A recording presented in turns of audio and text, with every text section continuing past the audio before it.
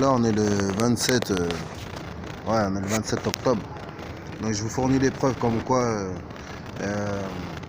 les soi-disant gens prochement de la famille sont en train de faire une espèce de lettre adressée à la maison des usagers. En fait, ça n'a rien à voir avec la maison des usagers. Gentiment, elles sont en train de préparer quoi? Une tutelle et une curatelle.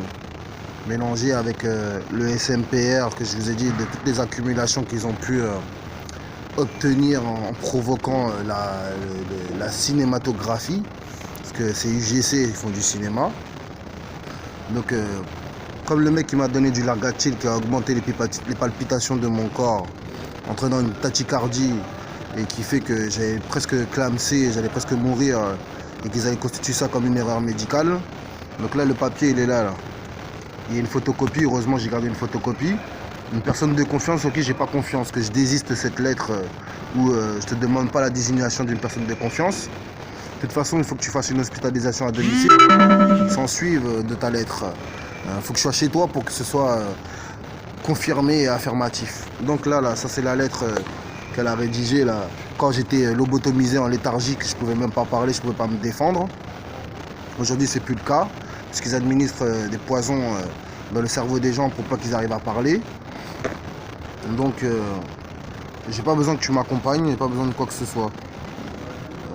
Prodiguer, de toute façon je sais même pas écrire, je sais pas si c'est moi qui l'ai écrit ou pas.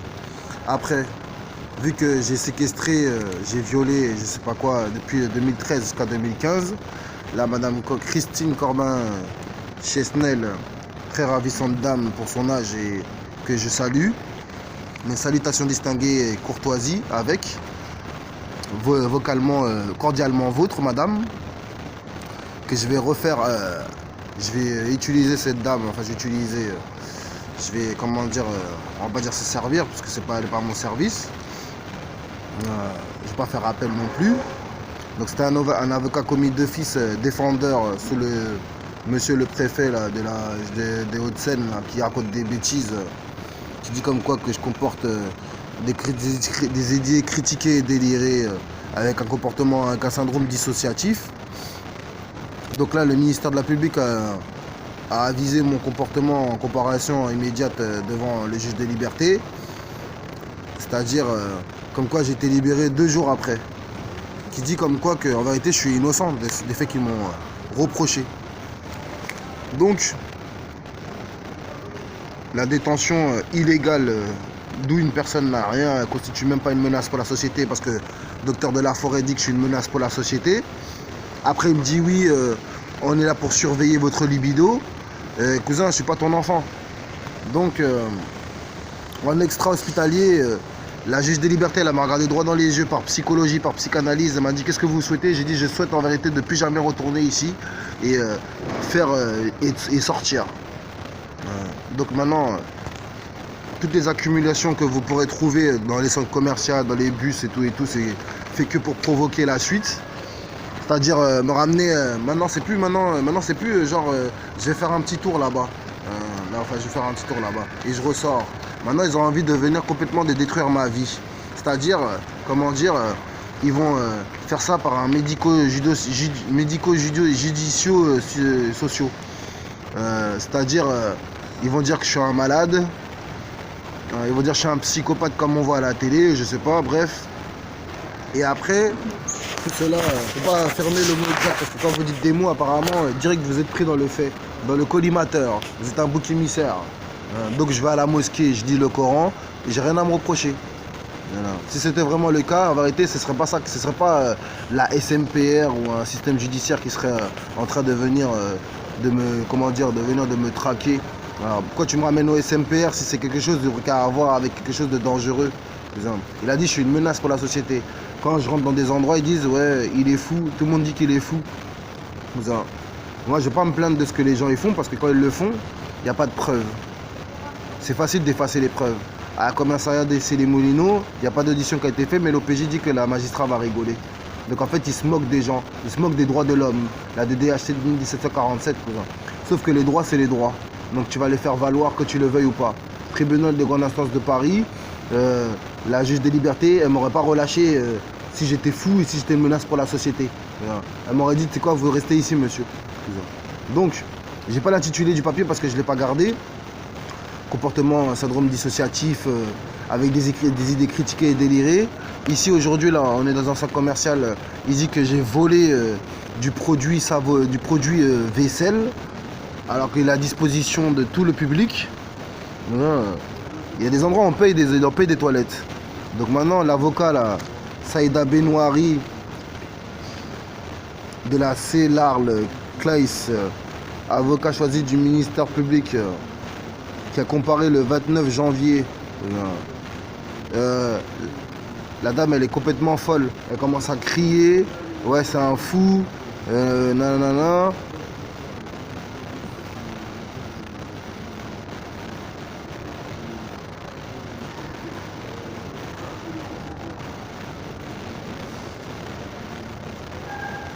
Donc, le motif de l'ordonnance, c'est attendu que le débat porte sur la santé mentale du défendeur, qu'il résulterait de la publicité atteinte à l'intimité de la vie privée, qu'il doit avoir lieu en chambre de conseil. Vous avez entendu? Là, j'ai pas l'intitulé de la phrase parce qu'il manque une lettre, mais c'est bien ce que j'ai d'important, atteinte à l'intimité de la vie privée. J'étais en train de faire du sport, cousin. J'étais pas en train de venir de agresser les gens ou de les insulter. Quand on fait du sport, on fait pas deux choses en même temps ou trois choses. Je suis pas Spider-Man, j'ai pas 6 bras. Je suis pas une araignée. Donc, j'ai été libéré de suite.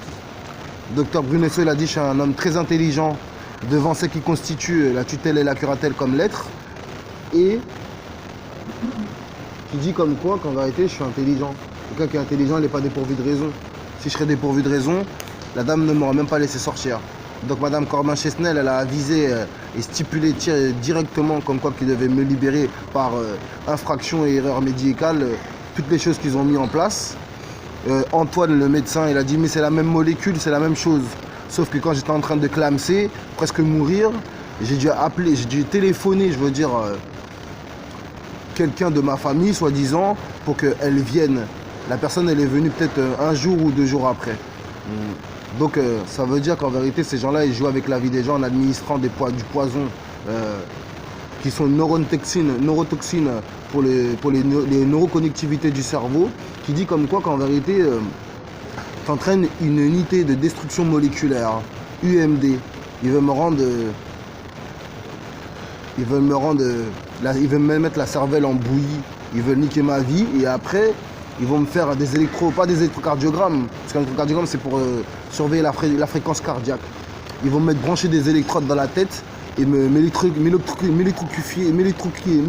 la tête pour plus que je sache qui je suis. À la fin, ils vont effacer ma mémoire, ils vont me la reprogrammer. Ça s'appelle de la psychothérapie. C'est ce qu'il a dit Abdel. Il a dit c'est de la psychothérapie quand on enferme la personne comme cela pendant quelques jours. C'est pour le réhabiliter à devenir comme un chien, un toutou. Sauf que j'ai aucun problème de cette classe et de cet ordre-là. Donc ces gens-là, à mon avis, ils vont avoir des problèmes. Parce que si on vient, on révise les termes exacts, c'est toi qui es déjà en infraction avec tout ce que tu fais déjà. Donc moi, eux aussi, ils ont fait des accumulations et moi, j'ai accumulé tout ce qu'ils ont fait comme accumulation dans les autres endroits et dans les autres endroits et publiquement prouvés. Je fais du sport, ils disent qu'il est en mode psychopathe. Je ne vais pas dire le mot exact parce que sinon ça entraînerait des conséquences fâcheuses.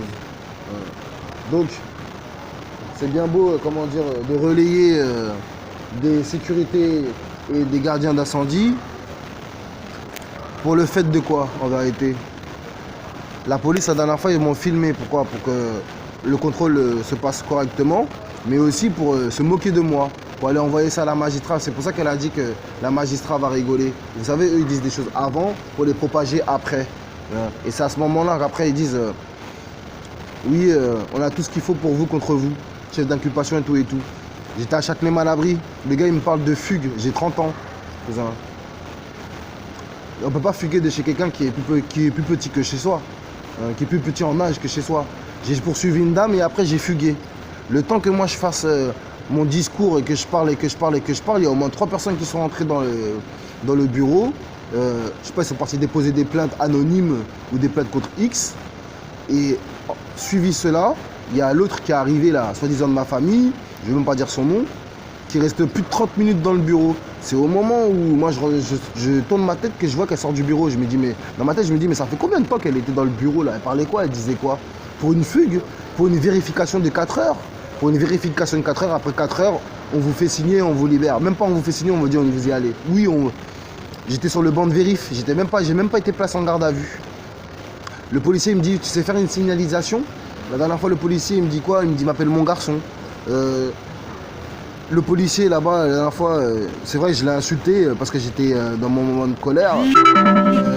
Il vient, il commence à rentrer dans mon téléphone, et après il me le repasse, il me dit, tu fais comme ça, comme ça, comme ça. J'ai dit, tu sais quoi, tu vas le faire toi-même. Je ne travaille pas pour toi. Donc en fait, c'est des gens en vérité qui font qui se cachent derrière beaucoup de choses. La dernière fois, je me mange une amende parce que j'ai dit à une meuf, qu'est-ce qu'il y a, pourquoi tu me regardes comme ça, avec ta face de poulpe? Mais je ne l'ai pas insulté, je ne l'ai pas dénigré, j'ai dit, tu as une face de poulpe. La meuf, elle a fait quoi? Elle a attendu 30 minutes, 1 heure, pour aller voir le chauffeur du bus, pour qu'après que la RATP vienne, pour rien du tout, pour aucune intervention, pour que le gars il me mette une double amende, alors que tu dois mettre qu'une amende. Alors tu m'as mis une amende, mais tu m'as pas dit le motif. Donc toi, tu as marqué le motif sur ton récépissé, en duplicata, mais tu l'as pas marqué sur ma deuxième amende. Tu m'as mis 100 et 110. Tu m'as mis, je sais pas, tu m'as fait un code de je sais pas quoi. Donc après, la fille là qui, soi-disant, je sais pas, à mon avis, elle s'est fait agresser, elle s'est fait balayer, elle s'est fait planter, elle s'est fait violer, elle s'est fait tout ce qu'il raconte des conneries. Elle s'est fait prendre à part. En espèce, on va dire, elle s'est fait prendre à part, elle essaie d'avoir une version, je sais pas c'était quoi ça la version. Quand je vois que c'est bizarre, c'est louche, je dis qu'est-ce que tu es en train de dire? Il me dit non mais elle parle pas sur vous. Pourquoi tu me dis qu'elle parle pas sur vous directement? Je sais pas ce que tu leur racontes. La même chose quand tu as dit que j'ai violé la dame aussi elle a dit des conneries sur moi. Et j'ai dit qu'est-ce que vous racontez? Elle m'a dit non mais c'est pas votre affaire. Oui c'est mon affaire. Tant que tu m'accuses c'est mon affaire. Et quand t'as pas de preuves, n'accuse pas les gens. Et en plus normalement une accusation doit suivre une évaluation. C'est pour ça que la PJ a dit qu'elle va rigoler. Donc je vais vous expliquer. Ils changent de personnalité. La fille là, qui était dans le bus, là, qui a appelé la RATP, je sais pas comment ça fait son cinéma, elle a disparu dans la nature. Après, la RATP, la même RATP en voiture, a continué à me suivre sur mon chemin. Parce qu'ils m'ont dit de descendre, comme j'avais pas de ticket. Alors c'est la fraction, c'est le ticket. C'est pas quoi que ce soit qui a à voir avec quoi que ce soit d'autre. Donc j'ai marché. Ils ont continué à me suivre comme si c'était la police. Avec une dame qui a endossé l'uniforme en usurpant l'uniforme de la RATP, qui est même pas une meuf de la RATP, et puis qui me regardait, genre pour reconnaître la victime derrière comme une vitre teintée. Une victime, mais je t'ai pas vu. La fille que j'ai vue, déjà elle était malgache. Toi t'es blanche de peau. Donc ils changent de gens pour pas que vous les reconnaissiez. Voilà, on a terminé.